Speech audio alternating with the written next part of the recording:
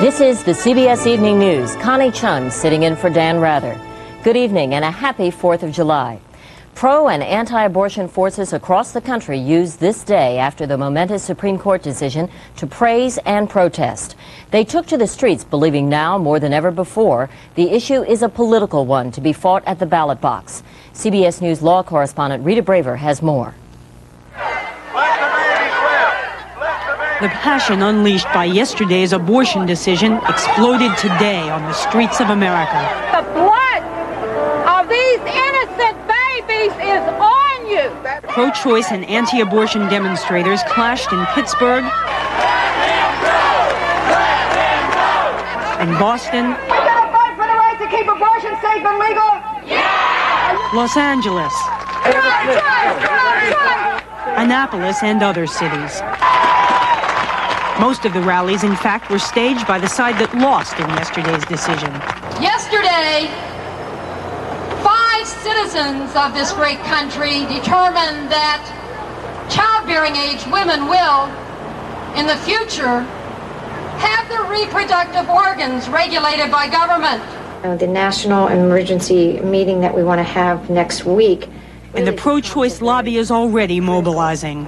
We can no longer depend on the court to protect our rights. It now depends on our votes, and we intend to take that message immediately into the political races we are targeting for '89. But the anti-abortion side plans to continue its own political push. So I think people are energized, and I think that you're going to see an increased energy level and more activism from pro-life people and the movement in general. And yesterday's decision was the culmination of a political vision. The justices who made the difference were appointed by anti-abortion President Ronald Reagan. Sandra Day O'Connor, Antonin Scalia, and Anthony Kennedy joined with William Rehnquist, elevated to Chief Justice by Reagan, and Byron White. I think it demonstrates, if you will, what impact a president can have upon the court over time. If George Bush does get an opportunity to appoint a justice or two to the Supreme Court, my guess would be that they would be more in the Reagan model than they would the liberal model. But even with the current court makeup, most court watchers today are saying that it's just a matter of when, not if, the broad right to abortion granted in the famous Roe versus Wade decision will fall. Rita Braver, CBS News at the Supreme Court. Candidates for office now have reason to fear their political lives will rise or fall on the abortion question. That was clear today as Richard Roth found those facing election in a few months already are squirming. Hi, how are you? Garbage disposal and transportation and the high cost of insurance were the issues people were asking about and politicians talking about in New Jersey's gubernatorial campaign until the Supreme Court spoke on abortion. Supreme Court really threw things into the race for New Jersey this time, just opened up a whole Pandora's box. New Jersey is one of 9 states that helps pay for abortions. The public funding issue here was settled 7 years ago. But with the governorship and all 80 assembly seats at stake in fall elections, abortion is now an issue once again. On July 3rd, Americans lost a fundamental liberty. The National Abortion Rights Action League is counting New Jersey among the new battleground states, targeting it for an ad campaign emphasizing that state elections will ultimately determine whether abortions are restricted. Now it's up to you to win back this fundamental right. At a holiday picnic in southern New Jersey, the Democrat running for governor called the court's decision unfortunate. If I were the governor and someone sent a law to me making it a crime to have an abortion, making the woman a criminal, I would veto that. She'll vote for you. Oh, thank you. At a holiday parade to the north, the Republican said he was pleased with the court. The people of New Jersey, through their legislators, now can decide when public money should be used for abortion and when public money should not be used for abortion. Mostly, he said, it should not. But the politics of the issue are not clear-cut. Young voters aged 30 and under now make up the Republican Party's fastest-growing constituency, which may help make abortion an especially difficult problem for Republican candidates. The young tend to support legalized abortion. Republican quarter said it's a complicated issue that ought to be addressed without hot rhetoric. That seems unlikely. Arguments about abortion were part of the passing scene on a day traditionally devoted to the celebration of other kinds of rights. Richard Roth, CBS News, Plainfield, New Jersey. Former President Ronald Reagan was hospitalized in Arizona today following a holiday horseback riding accident. X-rays indicate the 78-year-old former president had bruises but no broken bones. Bill Plant is in Washington. He has more on Mr. Reagan's accident. Bill? Connie, former President Ronald Reagan was thrown from a horse today in Mexico, but apparently suffered only minor injuries. The Secret Service said that Mr. Reagan was taken to a hospital just across the border in Arizona, and the early word, no broken bones or internal injuries, just a few cuts and scrapes. There are few things Ronald Reagan would rather do than ride or talk about it, both of which he did frequently while he was president. Very much. I am a deep believer that there's nothing so good for the inside of a man as the outside of a horse. True to his word, the 78-year-old Mr. Reagan, whose Secret Service code name as president was Rawhide, spent almost every vacation on horseback at his mountaintop ranch near Santa Barbara. This time, he was visiting old friend William Wilson's ranch in Sonora, Mexico. His mount, according to staff members, began bucking wildly on a rocky slope and then stumbled. The former president was thrown, landing on his arms and back. President Bush was informed of the accident by the Secret Service. A staff member says the president is relieved to hear that Mr. Reagan is okay and plans to call him later. After his examination at the hospital, Mr. Reagan was reportedly feeling well enough to ask about resuming his ride. He joked that the fall was his own private rodeo. And sources tell us that the former president said that he wanted to get out and get back on that damn horse. Connie? Thank you, Bill Plant. The right to burn the American flag in protest was another Supreme Court ruling that was openly debated today. Bruce Morton reports it was done more with actions than words. That all men are created equal, that they are endowed by their Creator with certain unalienable rights. It was a different kind of birthday. Stop. In Austin, Texas, some people burned the flag. The Supreme Court has ruled they are free to do that. In Nokesville, Virginia, they flew their flags upside down. They thought the Supreme Court was wrong. It's an international symbol of distress, and I think they've distressed the Constitution with their actions. Nobody burns an American flag, but nobody. These people in Costa Mesa, California, thought the court was wrong, too. They handed out what they said were fireproof flags. We hope that the American people will respect this decision for what it is. We do. This group in Birmingham did not burn the flag, but felt the freedom to do so was important. In Miami, businessman Eduardo Martinez, a Cuban exile who's been a big success here in his new country, held a party for friends and neighbors and cardboard cutouts of some heroes. He's against the court. How can you burn your flag? How can you burn the representation of your country? In Jacksonville, Florida, some American Legionnaires did what the law says to do, burned respectfully some worn-out flags. It wasn't all argument this birthday, though. Another symbol turned up in a couple of places, replicas of that statue to democracy that Chinese students had in Beijing. In Boston, support for an idea as important, perhaps, as a flag. Democracy is a cause for whole humanity. Some places just did regular birthday stuff. 2 steamboats raced from New Orleans to St. Louis. The Mississippi Queen won. In Chicago, Ted Cambros and his staff, he sells real estate, put flags on people's lawns. And if you're a kid, you wanted to be in LaGrange, Georgia today. I hereby declare on oath.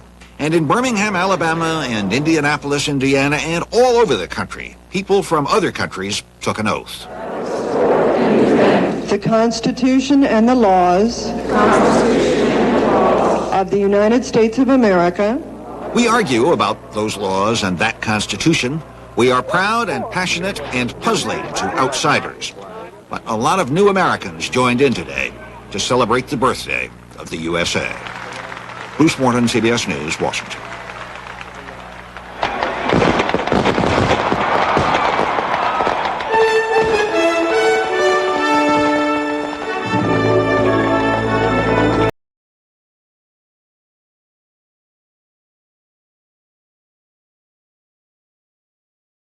Nutri-Grains almond raisin. What is this, nuts and twigs?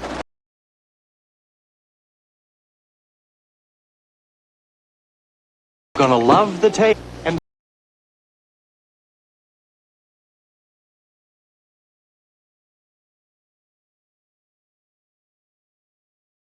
dream. Oh, could this be a dream? It's no dream. These people all won big money in the Publishers Clearinghouse sweepstakes. Look at all these zeros. And what am I going to do with all this money? Now you can win $10 million if you stop what you're doing.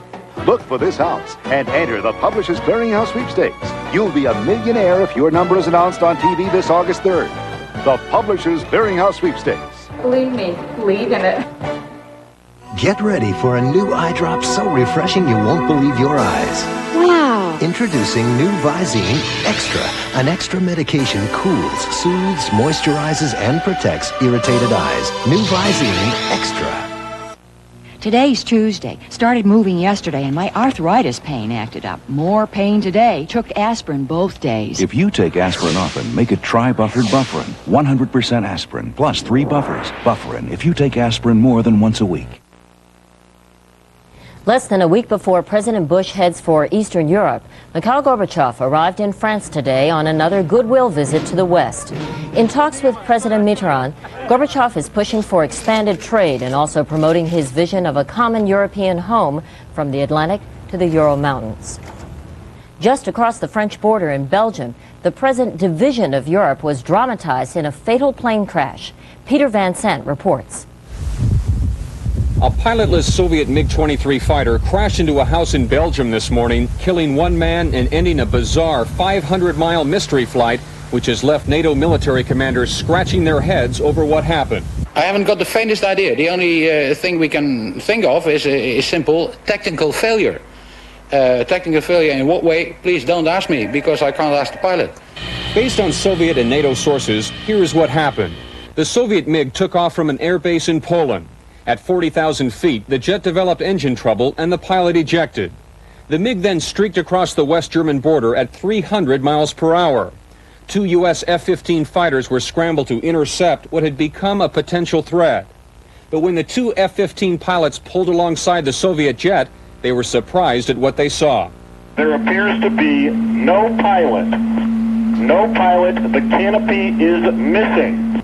The Soviet jet then ran out of fuel and crashed in Belgium, adding some irony and embarrassment to Gorbachev's latest peace and disarmament offensive across the border in France. This is a unique occurrence. There has never been a case of an unmanned aircraft flying from a Warsaw Pact nation into NATO airspace.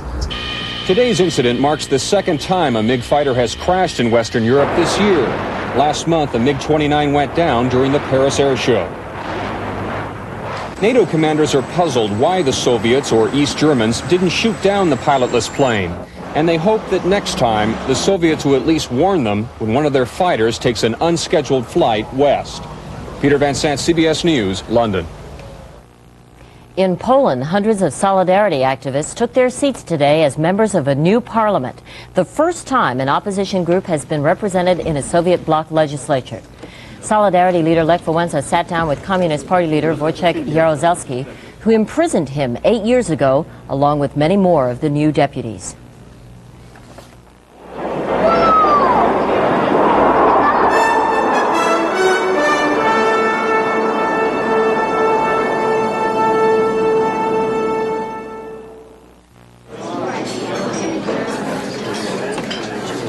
So are you doing all right?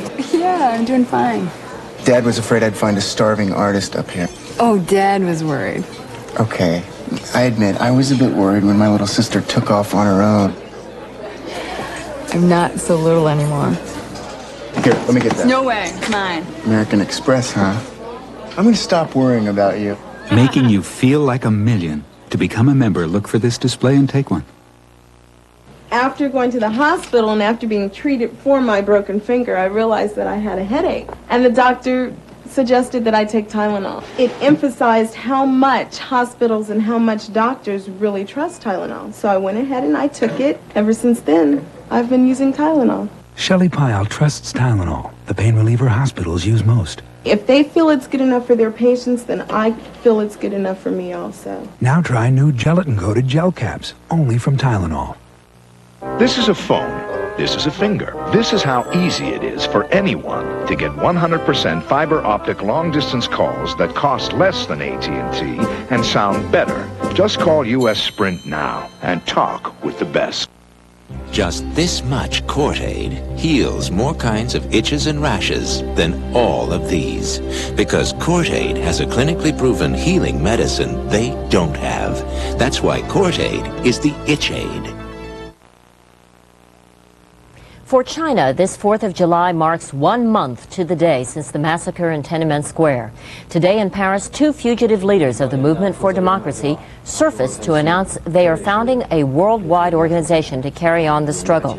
Wu Kai-shi, one of China's most wanted, the one who had confronted Li Peng on Chinese television, said today, at present, China is shrouded in silence, but that just means a new and bigger storm is brewing. From Beijing, Eric Engberg reports the government is doing all it can to tighten that shroud of silence. Even grief has been recruited for duty in China's one-note propaganda machine. The funerals for soldiers who died crushing the students, like the one today, are public extravaganzas. Western cameras are welcome. The same cameras barred from the trials, the jails, the police stations. Soldiers' families can cry out loud. Families of dead students cannot. It is not wise, they have been told, to mourn in public. That even tears are now controlled is a measure of the depth and success of the repression. On this July 4th, 1 month after the massacre, Tiananmen Square is a fitting symbol for all China. It is closed and under constant armed guard. In the parks where lively political banter flourished in the spring, now even a promise of anonymity will not wash away the fear of speaking out. We couldn't determine whether here's the detective. Outside the cities in the Chinese countryside, the guns, the troops, the sullenness of the population are not in evidence. But the fear is. A group of farmers refuses to talk about the turmoil. One says, "It is not good to be asking questions here because the government might get angry." In the hamlet of Tanjuan, the government's propaganda task is easy. A peasant notes their only source of news is state-run television. A watermelon vendor believes the government has told the truth about what happened, but he voices no interest. It is very far from our lives. Chinese filmmakers who had been tasting some artistic freedom have now been called in and ordered to cut Western influence, to produce pro-communist movies. But the real weapon in the cities is sheer terror. By night, the police convoys close off entire neighborhoods and hunt down the dissidents. In such a police state, there are few credible reports of resistance. But Western analysts detect a simmering anger, which with no relief valve can only grow. An American asking anonymity to protect Chinese friends speaks of one who survived the massacre, who is haunted by nightmares. She wants to do something, to show her anger, to show how she feels about this, to do something. An artist, she has painted a portrait of China, a head in chains, surrounded by fire, which she says will melt the chain one day. She must carefully keep the painting hidden, like her feelings, to wait that day. Eric Engberg, CBS News, Beijing.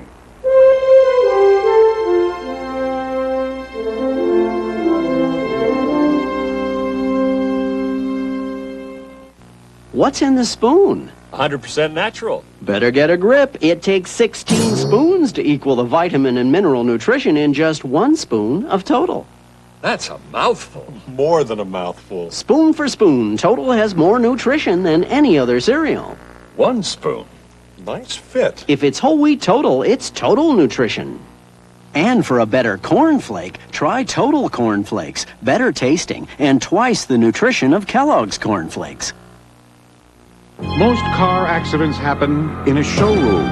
People buy the wrong car. They want a car as quick as a Saab, as roomy as a Saab, as safe as a Saab, as reasonably priced as a Saab. But they don't test drive a Saab. Don't buy the wrong car. Visit your Saab dealer for a test drive. It's fun, it's free, and there's no risk involved. Incredible. Patients come in, they don't even tell me they smoke. It's only after I examine them that I find out they're trying to quit. Yeah, you know what I tell them? It's an addiction to nicotine. You need treatment. To today, we can treat nicotine addiction. Patients don't know that. They just don't know that. Well, it's a shame they don't come to us. Yeah. See your doctor. On July 5th, declare your freedom from smoking. U.S. embassies around the world have been on alert this holiday weekend for a terrorist attack, a possible follow-up to the bombing of Pan Am Flight 103 during last year's Christmas holidays. U.S. investigators are still working on that case, and David Martin tells us they report some progress. The search for the person who unwittingly brought a bomb aboard Pan Am 103 has eliminated all but a few suspects and is now concentrated on a 21-year-old Lebanese American named Khalid Jafar. We haven't eliminated him yet, and we've eliminated many other suspects. Investigators have determined the bomb was in a cargo hold on the left side of the aircraft. A Samsonite suitcase checked aboard in Frankfurt, West Germany, contained a Toshiba radio cassette player with plastic explosives molded into its frame. Khalid Jafar died in the crash, so investigators are relying on scientific techniques in an effort to link him to either the Samsonite suitcase or the Toshiba boombox. The manufacture of any type of suitcase or radio, for that matter, can be very helpful to us, and our capabilities of identifying a particular item are much better today. We're well along that line. Jafar had visited family and friends in Lebanon and was on his way home to Michigan after staying with relatives in this apartment building in Dortmund, West Germany. That's the same general area where police raided safe houses used by the Popular Front for the Liberation of Palestine General Command and discovered a number of bombs virtually identical to the one which blew up Pan Am 103.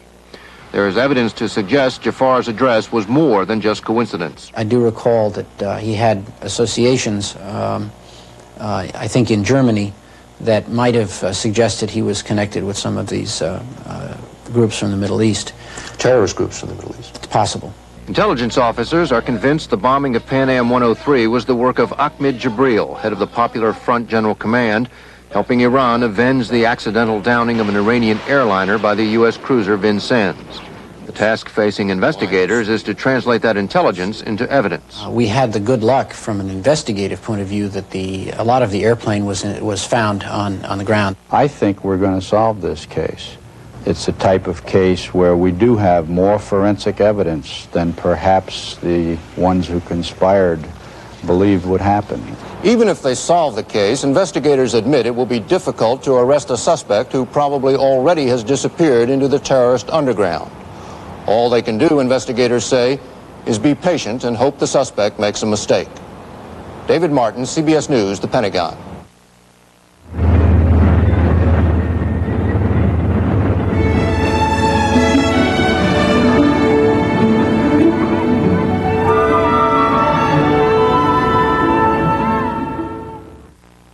There are vitamins you take because you feel you have to, and vitamins you take because you want to. Vitamins can be flaky, bumpy, crispy, crunchy, and taste so good. It's Kellogg's Product 19 with 100% vitamin nutrition. The only high nutrition flake made with the wholesome goodness of 4 grains, including oats. Kellogg's Product 19. Flaky, bumpy, crispy, crunchy, tasty vitamins. Hot tea all day doesn't stop this denture era from hitting high C. Hot tea? Fix-it and forget it. Give up hot chocolate just because I started wearing dentures? Scamp! Hot chocolate? Fix-it and forget it. Heat-resistant Fix-it spreads evenly to keep on fixing loose spots, no matter how often it gets hot. I can drink hot coffee all day and still help a lady. Heat-resistant. One more reason to use Fix-it and forget it. I'm dead tired. So why am I wide awake? Nitol will help you get your Z's. Nitol helps you feel drowsy so you can get your Z's. Nitol will help you get your Z's. It's a weather delay. There are headaches. Now the computer's down. And headaches. There's aspirin and Anacin. The Anacin aspirin formula relieves headaches better than regular aspirin. Headache better? Not just better, better. Anacin, better relief. Before today's New York-Detroit game at Yankee Stadium, they recalled a historic moment. 50 years ago today at the stadium, Lou Gehrig said goodbye to baseball. He was called the Iron Horse, apparently indestructible as he played in a record 2,130 consecutive games over 14 years. When he said goodbye, he was a dying man, but grateful to his teammates and fans. Today, I consider myself the luckiest man on the face of the earth. 2 years later, Lou Gehrig died of the disease that now bears his name. He was not yet 38. For many of you, as the long 4th of July holiday draws to its close, the fireworks and the concerts are still to come. But across the continent, the day already was punctuated by pomp and parades and prayer, by sports and guns and bells. Jerry Bowen reports on Independence Day 1989 in the land of the free. From Buffalo Bayou in Houston, Texas, to the land of pâté and Chardonnay in trendy Marin County, California, all the way north to Juneau, Alaska, where they started the fireworks at midnight, because that's the only time it's dark enough, Americans have been celebrating freedom today. All kinds of freedom.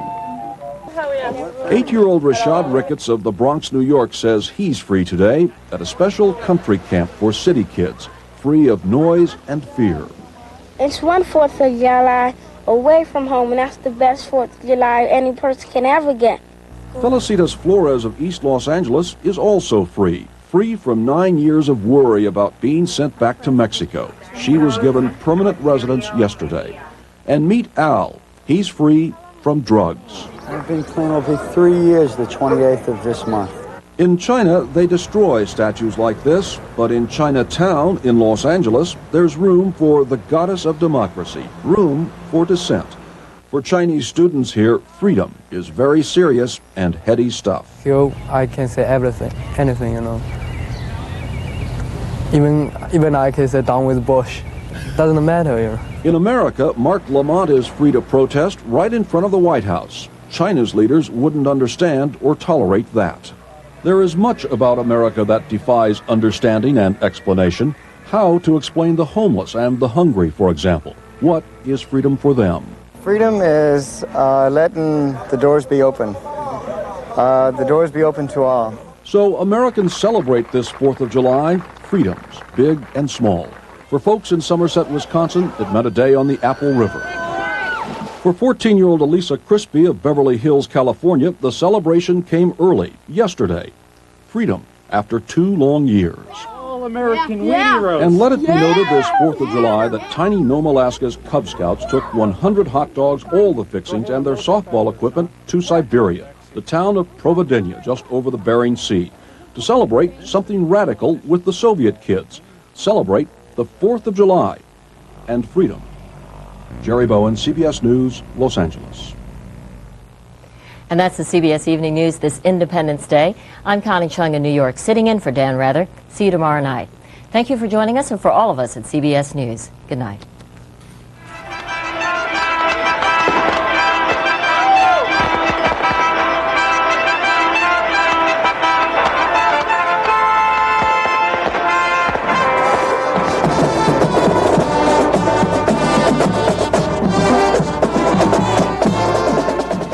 This is CBS.